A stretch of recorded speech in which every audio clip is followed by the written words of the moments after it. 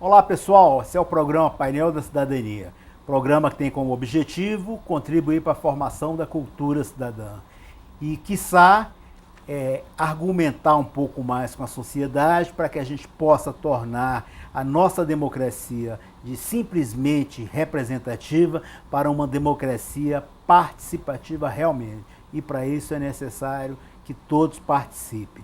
Nessa semana a gente vai receber o deputado distrital pela rede, Leandro Grass.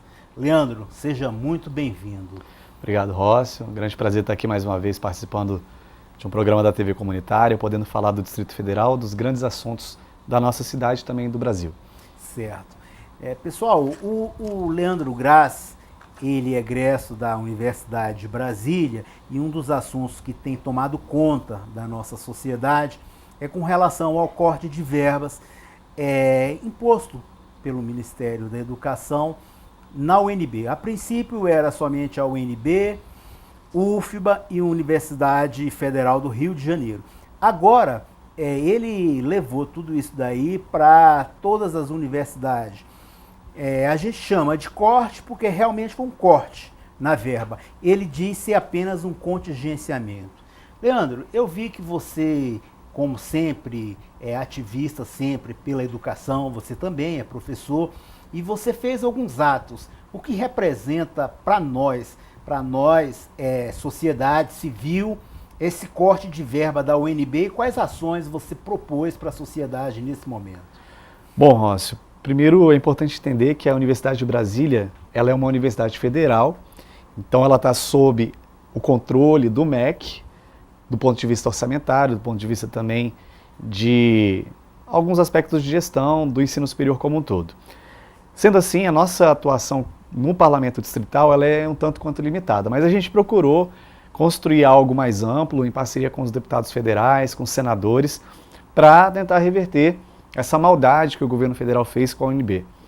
Por que eu digo maldade? Porque isso não é apenas um ato orçamentário, isso tem um impacto no futuro, tem um impacto no presente, tem um impacto na inovação, na tecnologia, no desenvolvimento econômico e principalmente no acesso à educação dos nossos jovens. Realizamos um evento na semana passada, lá na Biblioteca Central, com a participação de vários parlamentares daqui e também de outros lugares do país. Fizemos uma carta, um manifesto aberto em defesa da UNB e estamos dialogando com o maior número possível de bancadas, partidos e parlamentares para que essa ação se torne cada vez mais forte. Vários deles apresentaram ações de inconstitucionalidade em relação a esses cortes, porque, como você bem disse, foram cortes. A UNB tinha para esse ano, em custeio, 112 milhões previstos, para investimentos 8,2 milhões. Dessa parte de custeio, 112, o governo cortou 43,9 milhões, representando 39% do dinheiro que a UNB tem para manter as suas atividades. A gente está falando aqui do recurso que é para o sustento das atividades pedagógicas, da pesquisa, pagamento de contratos. E da parte de investimentos, 8,2 milhões, foram 4,6 cortados, 56% do percentual de investimento, que é aquilo que dá capacidade para a UNB aperfeiçoar o seu espaço, melhorar a sua estrutura, fazer manutenção, enfim. Ou seja, é a inviabilização da universidade. Isso pode acarretar na redução de vagas. Essa é uma grande preocupação da comunidade acadêmica. Nós temos um vestibular marcado agora para os dias 1º e 2 de junho. O vestibular tende a se manter, mas não temos a garantia de que os alunos aprovados nesse vestibular, de fato, serão chamados no semestre que vem. Porque a UNB, com esse corte, tem toda a sua estrutura, todo o seu funcionamento comprometidos. A gente não está aqui fazendo terrorismo, não está aqui simplesmente gerando mais ansiedade. A gente está dizendo claro e objetivamente, a UNB corre risco de continuar existindo. Porque uma universidade com o porte que ela tem, uma universidade com tantas pesquisas, não tem condições de funcionar com esse recurso. Que é um recurso já escasso, porque a gente teve há 3 anos, uma emenda constitucional que restringiu os investimentos nas áreas sociais, entre elas a educação. Então a UNB já funciona ali no seu limite. Com esses cortes, ela se torna inviável. Leandro, você me falou de diversos efeitos que causa a UNB e algumas manifestações que vocês fizeram, inclusive essa carta, uma carta vamos dizer assim, que foi contrário a esse corte de verba. Seria um abaixo-assinado, onde várias pessoas assinaram em protesto. Em relação a essas atividades que foram feitas, vocês tiveram alguma resposta do governo, alguma sinalização? Porque pela imprensa, a única sinalização que eu vi, eu ouvi do ministro da Educação, que caso a reforma da Previdência seja aprovada, esses cortes podem não ser mantidos. Inclusive, ele até falou que não era cortes, era simplesmente contingenciamento. Nenhuma reação do governo positiva. Nenhuma sinalização de que refletiu, de que entendeu que isso era um grande prejuízo para a sociedade. E eu quero dizer para vocês, é um prejuízo para a população, porque a Universidade de Brasília, aliás, as universidades públicas brasileiras, que fazem ciência. Elas que produzem conhecimento, que se transforma em inovação, que se transforma em tecnologia, que aperfeiçoa, desenvolve a economia, que dá sustentação a diversas atividades do próprio Estado. É graças ao conhecimento que a universidade produz que a gente tem curas, que a gente tem tratamentos, que a gente tem uma série de benefícios que a população usufrui. Então aqui a gente não está falando, a gente não está querendo dizer apenas de uma defesa de quem estuda e trabalha no UNB. A gente está falando da garantia de uma série de situações e serviços que a população usa. Eu estava agora na UNB, Rócio, conversando com estudantes, dizendo para eles o seguinte: nós precisamos mostrar para a comunidade, para a população em geral, o quanto isso representa de prejuízo e de atraso. São várias pesquisas, só para vocês terem uma ideia, com esse corte das bolsas de mestrado e doutorado, foram 123 pesquisas paralisadas. São 123 bolsas de mestrado só na UNB, sendo 113 de mestrado e 10 de pós-doutorado, né? 113 de mestrado e doutorado e 10 de pós-doutorado. O que são essas pesquisas? O que são essas pessoas? São aqueles que desenvolvem conhecimento, gente que está ali criando uma série de coisas boas para a população. Então o governo não se mostrou nada sensível, inclusive foi catastrófica a explicação do ministro da Educação, pegando lá os chocolates, errou inclusive no cálculo, não sabe nem fazer matemática. Prestígio é realmente para quem tem, né? Mostrando ele que não tem nenhuma capacidade de estar nesse ministério. Eu digo isso tranquilamente porque a educação é coisa muito séria. A gente não pode ter alguém à frente da educação que não saiba a importância que a educação tem. A educação é tudo, a educação é a base de uma sociedade que não cuida da educação vai ter problemas com a segurança pública, vai ter problemas com a saúde, vai ter dificuldade de se desenvolver economicamente. A educação é o pilar do desenvolvimento. E termos ali um gestor, um ministro, que mal sabe fazer contas e que vem passando essa tesoura no conhecimento, na pesquisa, é infelizmente uma catástrofe. É algo para lamentar e tentarmos reagir da maneira possível. Simplesmente uma paralisação. Agora, Leandro, com relação a esses parlamentares que participaram desse manifesto, algum se disse que não iria assinar por algum problema, ou apenas os que assinaram e os outros não se manifestaram? Houve alguma manifestação assim a favor? Não, o governo está certo, tem que manter esse corte? Oficialmente não. Nós colocamos a carta assim, paralela, bastidores, mas a gente colocou a carta à disposição de todos os parlamentares. Outros deputados distritais aqui tiveram a iniciativa de enviar o convite, sugerir que assinassem. Nem todos assinaram. É lamentável que no momento como esse temos deputados e senadores e também lideranças públicas que tenham se omitido.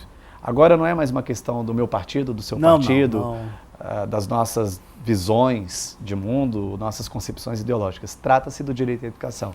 E a educação não pode ter partido. Então, exatamente. Isso é para você de casa que está aí, procurar saber se o seu deputado, se a sua escolha na hora da urna está representando você.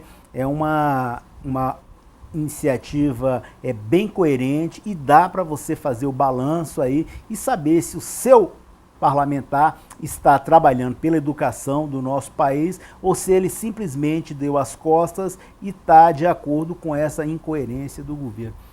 Agora, Leandro, vamos falar um pouco aqui do Distrito Federal. Você é um deputado aí muito ativo, a gente percebe você tanto na Câmara Legislativa como nas suas andanças pela cidade. Eu vejo que você anda bastante, você está bem articulado aí, ouvindo a população. Agora me fala uma coisa, esses dias a gente viu como é que eu posso falar? Uma briga entre adolescentes numa escola que hoje está militarizada, vamos chamar dessa forma, que está tendo apoio da polícia militar, diversas atividades que não são para nós normais e que o governo resolveu mudar esse modelo em algumas escolas. Eu queria saber de você qual foi a reação do governo do Distrito Federal, isso eu falo do Poder Executivo, em relação a essa briga e se ele aceitou realmente o que foi falado pelos policiais militares que estavam ali na hora e se isso vai continuar dessa forma. Esse modelo que eles chamam de gestão compartilhada, ele é um modelo novo. Eu nunca vi em nenhum livro, em nenhum estudo científico da pedagogia, eu não vi em nenhum lugar do país o que eles chamam de gestão compartilhada, que é uma escola ser gerida ao mesmo tempo pela polícia e pelos professores. Isso não existe no lugar do Brasil. As experiências de outros estados, elas são experiências que a lei permite, são as escolas militares de fato. Aqui no Distrito Federal a gente tem 3, Dom Pedro, Tiradentes e o Colégio Militar de Brasília. O que a lei prevê, inclusive, que seja possível as forças militares, elas poderem gerir também unidades de ensino. Mas nesse caso não, elas não gerem, na verdade elas participam e justamente por essa confusão, por essa indefinição e desamparo legal é que a gente tem o risco de vivenciar problemas como este, da briga. Porque a polícia fica encarregada da disciplina, mas ela não cuida do pedagógico. E eu pergunto se é possível separar as duas coisas. Na minha visão, não. Eu tenho desde o início sido um crítico desse modelo da gestão compartilhada. Não coloco aqui em xeque a Polícia Militar, que aliás é uma grande corporação, a Polícia Militar faz um belo trabalho aqui em Brasília, a gente tem orgulho da Polícia Militar, mesmo. Raras exceções, e isso acontece em qualquer área, né, seja na saúde, na segurança, pessoas que não desempenham bem o seu papel, também na educação, tem professores que não desempenham bem o seu papel, não são maioria, como também na segurança pública não são maioria, são grandes policiais que nós temos aqui, e a segurança pública, ela tem o seu lugar na educação. Qual é o lugar da segurança pública na educação? Batalhão escolar. Fazer também projetos de prevenção à criminalidade, como o PROED. Uma ronda ostensiva, exatamente. Trabalhar em uma iniciativa, a educação ali, mas não nesse modelo que está sendo colocado. Eu entendo que há uma insegurança na sociedade, há uma grande dificuldade das famílias em controlarem também o comportamento dos seus filhos no que diz respeito ao envolvimento com drogas, com violência, com armas. Mas não é colocando a polícia dentro da escola que a gente vai resolver isso, porque não adianta melhorar o ambiente da escola e fora dela os jovens continuarem não tendo acesso à cultura, ao esporte e outros direitos. Eu vejo com muita preocupação, o que aconteceu lá foi lamentável, a gente viu os vídeos, a ação do policial ali dentro foi desproporcional. Sim. Brigas em escolas, infelizmente, sempre aconteceram. Sim. A gente tem que tratar isso como algo que precisa ser corrigido e educado. O papel do adulto na relação com o jovem dentro da escola tem que ser um papel maduro, um papel corretivo e educacional. Não pode ser um papel similar ao erro que o jovem cometeu, promovendo também mais violência ou ato desproporcional do ponto de vista da força. A gente está apurando, solicitei que a Secretaria de Educação apurasse, fiz críticas também a esse fato, e novamente não são críticas à polícia, mas é a crítica ao modelo em si. E a gente precisa debater esse modelo porque, na minha visão, ele não se adequa ao que a educação e o que a própria lei, seja ela a gestão compartilhada, a gestão democrática, a lei que prevê o plano distrital de educação e a própria lei orgânica do DF não definem o papel da polícia assim. Mas eu compreendo as famílias, né? A gente tem que garantir mais segurança fora da escola, dar condições aos jovens. Muitas famílias ficaram ali ansiosas e tem gente que quer esse modelo, eu entendo isso, né? Eu entendo que a população, muita gente quer. Eles querem porque eles veem nos colégios militares uma certa, vamos dizer assim, uma coerência, uma disciplina, talvez que eles não consigam dar. Eles sonham e vejam isso de um modo assim um pouco diferenciado, querendo que os filhos sigam aquele modelo por terem, vamos dizer assim, um visual diferente do que eles estão acostumados a ver, meninos de cabelo curto, as meninas com cabelo amarrado para mostrar bem a face, coisas nesse sentido, e respeitar, eles acham que os meninos no colégio militar respeitam mais por estarem subordinados a professores militares e coisas nesse sentido. Me diga uma coisa, eu vi uma manifestação do secretário de Educação. E o governador se manifestou de uma forma assim mais coerente? Não, a gente vai avaliar, ver o que foi feito aí, vamos fiscalizar, vamos cobrar disso daí, vamos fazer um processo disciplinar para apurar fatos. Eu não ouvi, eu não conheço nenhuma manifestação pública do governador em relação a isso. Entendo que para a Secretaria de Educação também é um pouco delicado esse tema. Sem dúvida. Porque não foi um projeto construído dentro da Secretaria de Educação, pelo que eu interpretei. Esse é um projeto que vem muito de cima, vem para o Brasil inteiro, não só para o DF. E, como eu disse, Rócio, entendo as famílias, entendo os pais e as mães que querem seu filho sendo ali orientado, disciplinado. A gente sabe o que está acontecendo fora da escola e tudo que acontece fora da escola repercute na escola. Mas eu quero fazer a gente refletir o seguinte: será que a escola de hoje, ela corresponde aos desafios que a gente está vivendo? Eu não estou falando da escola militarizada apenas, estou falando do modelo educacional. Para onde a gente tem que caminhar para que a escola faça sentido, para que os jovens se sintam ali contemplados pelo tipo de educação que é oferecida? Olha os desafios do nosso tempo. A gente tem o desafio da sustentabilidade, o desafio da ética, o desafio de se trabalhar em equipe, de saber conviver, o desafio de nós respeitarmos as diferenças, o desafio da inovação, do conhecimento útil aplicado à vida. Será que não é o caso da gente pensar outros modelos, a gente tentar levar a escola para realmente fazer sentido na vida desses meninos? Trazer a família para a escola. Conectar a escola ao mundo do trabalho um pouco melhor. Hoje o estudante passa muito tempo na escola e ele sai dali sem uma profissão, sem condições de se inserir bem na sociedade. Está aí a evasão, está aí o abandono tão grandes. E a gente tem que caminhar para uma reflexão diferente. Eu não sei se esse é o caminho. Colocar os militares nas escolas, mais disciplina, mais rigor, fazer os meninos cortarem o cabelo. É disso que a gente precisa, meramente? Será que os valores eles podem ser cultivados somente dessa forma? Ou o respeito, a ética e a própria disciplina, o autocontrole não podem ser também favorecidos de outras formas, com projetos, cultura na escola, esporte, fazer com que os meninos possam desenvolver atividades, desenvolver aptidões, uma cultura de paz, de justiça no ambiente escolar? Penso que é por outro caminho. Eu conversava com um amigo, ele é do IPEA, e ele me falava o seguinte: um país onde não há distribuição de renda, onde há uma discrepância, principalmente aqui que a gente vê, tem a pessoa que tem a menor renda e tem as pessoas que têm as maiores rendas, uma discrepância bem pertinho, né? Bem pertinho.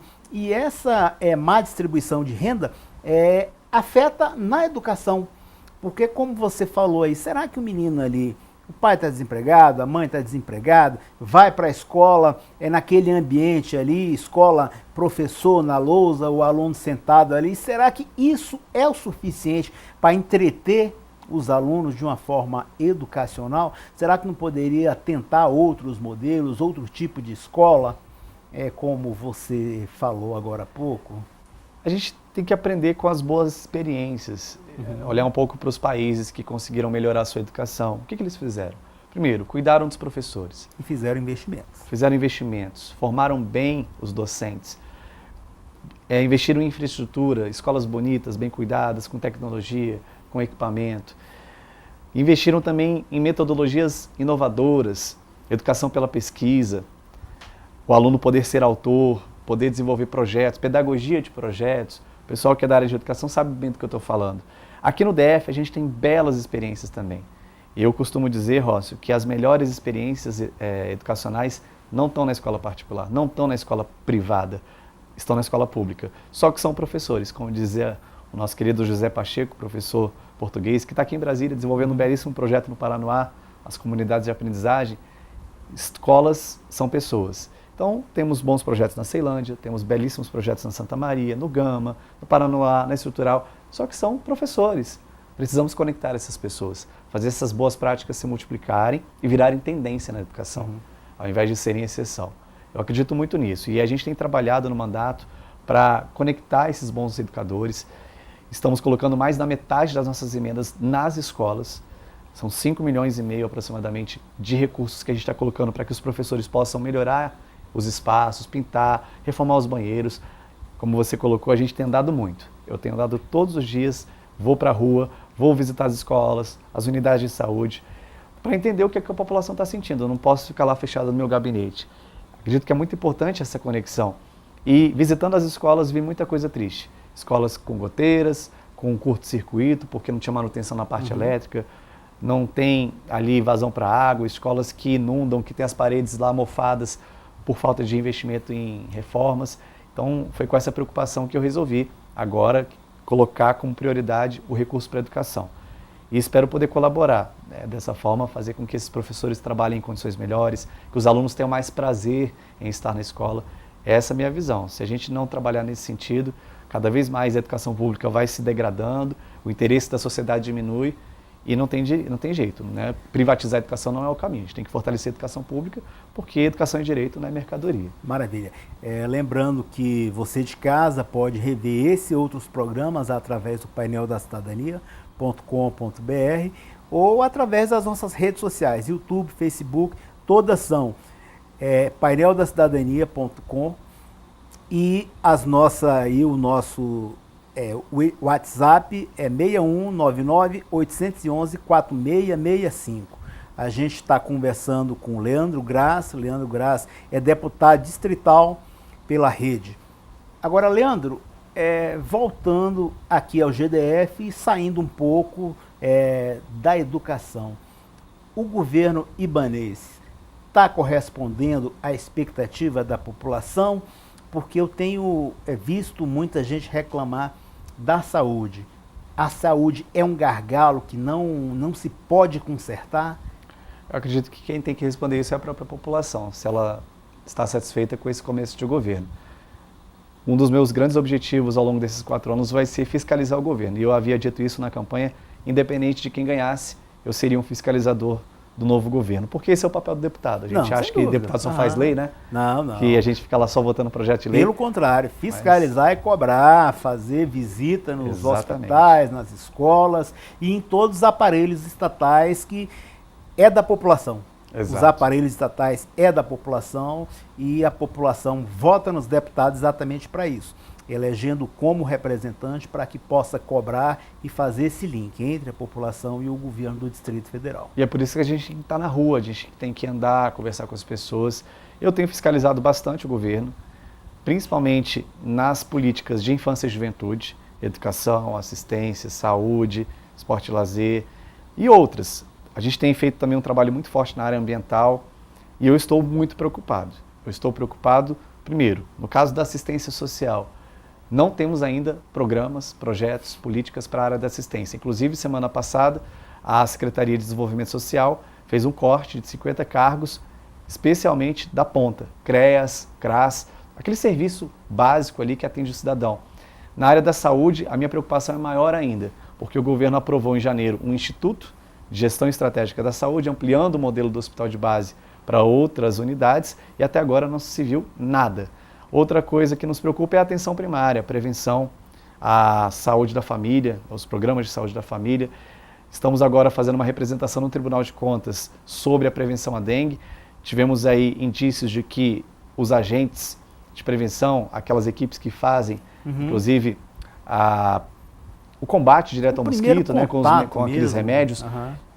Teve uma denúncia, inclusive coberta por uma emissora de comunicação, de que estavam usando remédios vencidos. Eu vi. E outras coisas, na educação, a gente também tem acompanhado muito o trabalho da Secretaria, a aplicação dos recursos, tenho cobrado da Fazenda que o dinheiro da educação seja gasto na educação. A gente teve aí atrasos no PEDAF, que é o Programa de Descentralização Administrativa e Financeira das Escolas, que é o dinheiro que cai lá para o diretor fazer o reparo, né, pintar a escola. Atrasaram, cobramos. Grilagem de terras, ocupação desordenada, ações do governo, políticas também tributárias. O governo mandou projetos de renúncia fiscal, né? Reduzir a arrecadação de impostos. Todo mundo acha bonito diminuir imposto. Eu também quero que a gente pague menos imposto, mas eu quero que haja justiça tributária. O governo mandou um projeto de redução de TCD, que é o projeto sobre herança, que é o imposto sobre herança. reduzindo só para os milionários, quem tem imóvel acima de 1 milhão. Quem tem imóvel abaixo de 1 milhão continua pagando a mesma coisa. E eu não estou entendendo, assim, o governo está dizendo que está com dificuldade financeira, mas está renunciando tributo. Como é que ele vai manter as contas em dia? Não dá certo. A gente está acompanhando e vamos cobrar o que tem que ser cobrado, mas vamos apoiar também o que é positivo. Votei a favor do projeto de ampliação de atendimento nas delegacias para 24 horas, acho que foi positivo. Votei a favor também do projeto que o governo mandou, que cria o cartão material escolar. Aprovei, mas quero também que seja fiscalizado, porque a gente não pode ter corrupção no uso do cartão. E estamos propondo a eles várias ações. Propus recentemente à Casa Civil que, ao invés deles voltarem com a política do pão e do leite, que eu acho um absurdo, acho um atraso, eles estão com essa ideia de retornar com a entrega de pão e leite, por que esse mesmo dinheiro eles não transformam num benefício que vai somar-se ao DF Sem Miséria, para que as famílias possam comprar o seu alimento numa rede credenciada, que vincule agricultores familiares, produtores da cidade, e ao invés de gerar riqueza em outros estados, vamos gerar riqueza aqui dentro, né, promover emprego e renda no DF. Nem sempre o pão é o verdadeiro alimento que a pessoa está precisando. Exatamente, e é uma alimentação muitas vezes restrita. A gente teve aí em anos anteriores corrupção na entrega do pão e do leite, pão velho, leite coalhado, coisa estragada para a população. A gente não pode ter política pobre para os mais pobres, eu tenho dito isso. As políticas públicas, principalmente para os mais pobres, têm que ser bem feitas, de qualidade, com boas entregas. É isso que a população espera. Transporte público também está fiscalizando, está em cima, acompanhando o metrô, o BRT, os ônibus. E a gente vai fazer sempre isso, porque a população nos colocou lá para fiscalizar. Então a gente vai fiscalizar. Privatização de algum aparelho estatal, como o governador sugeriu, privatizar o metrô? Sobre isso, Rócio, é importante dizer aqui para quem está nos ouvindo. Durante a campanha, o governador disse que não ia privatizar nenhuma empresa pública. Tem áudio, tem vídeo dele falando isso. Tem vídeo até ele. Primeiro eu quero dizer, para votar antes da discussão, se deve ou não privatizar, o governador tem que cumprir a palavra dele. A palavra dele foi que não haveria privatização. Então a população tem que exigir, porque quem votou no projeto. A população, exatamente. A gente tem que acabar com essa história no Brasil. A pessoa vai lá, faz um compromisso, ganha eleição e faz outra coisa. Isso eu chamo de estelionato eleitoral. Não podemos admitir. E se por acaso insistirem em qualquer privatização, seja do metrô, da SEB, da CAESB, do BRB, a Câmara Legislativa é que tem que aprovar isso com 2/3 dos deputados. Tivemos um debate semana passada. Eu, particularmente, sou contra hoje a privatização das empresas públicas, todas essas que eu citei. Acho que as empresas públicas têm que prestar bons serviços, têm que ter planejamento estratégico, boa gestão e não servir de cabide eleitoral, como infelizmente ao longo da nossa história tem servido. Vamos melhorar as empresas para que elas sejam eficientes, mas não sirvam apenas para os interesses políticos. É isso que a gente tem que buscar. Leandro, o nosso tempo está acabando. Eu agradeço muito a sua vinda no programa aqui, a sua presença esclareceu bastante a população. Um projeto seu que você acha fundamental ser aprovado?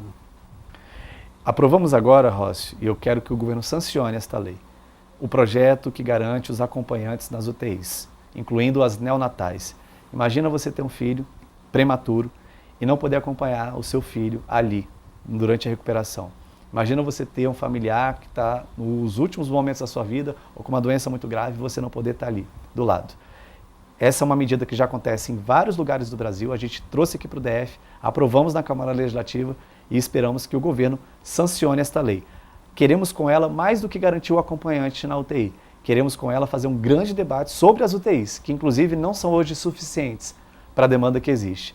Precisamos humanizar o SUS e essa é uma das nossas lutas, principalmente no atendimento materno-infantil, que é uma das nossas grandes prioridades, as crianças. Me diga uma coisa, você falou aí que as UTIs não são suficientes, você fala em quantidade ou porque ela não está bem dividida, pessoas que não necessitam de UTI estão ocupando? Será algo assim, um pouco de gerenciamento, ou é a quantidade mesmo que precisa ser aumentada? Precisa ser aumentada a quantidade, em primeiro lugar. A gente tem um déficit nos leitos, é preciso aumentar essa oferta. E existe também uma reflexão e uma fiscalização a ser feita sobre a gestão das UTIs, para que tenha direito quem realmente precisa. Eu imagino que hoje, pelo que a gente tem observado nos hospitais que fomos, fui ao Gama, fui Santa Maria, fui a Garram, realmente quem usa é porque está ali numa situação necessária. Mas a gente quer fazer esse debate mais amplo sobre a humanização do SUS. As pessoas elas reclamam não só da falta de atendimento, mas também da forma do atendimento.